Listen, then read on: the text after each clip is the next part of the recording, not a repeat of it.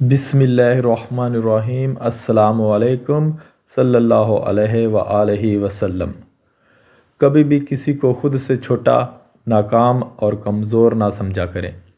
بے شک وہ آپ کے سامنے کمزور ہوگا، آپ اپنے کام میں ماہر ہوں گے، وہ اتنا زیادہ سمجھدار نہیں ہوگا، لیکن یہ بھی یاد رکھیں کہ ضروری نہیں کہ وہ آپ کی نظر میں ناکام ہے تو وہ بالکل ہی ناکام ہے، یا وہ ہمیشہ ویسا ہی رہے گا۔ میں یہ 100% یقین سے کہتا ہوں کہ وہ کسی اور جگہ، کسی اور طرح سے آپ سے بہتر، بہت بہتر ہوگا۔ کیا پتہ آپ دنیاوی لحاظ سے بہتر ہوں اور وہ دینی طور پر بہترین ہو۔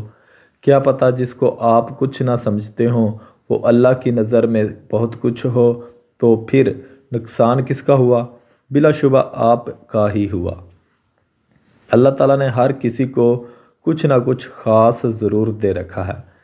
میں یہ مان ہی نہیں سکتا کہ کسی انسان میں کچھ بھی خاص نہ ہو، یہ ہو ہی نہیں سکتا۔ اللہ تعالیٰ نے کسی کو بھی بے مقصد پیدا نہیں کیا، ہر کسی کو کچھ نہ کچھ خاص ضرور دے رکھا ہے۔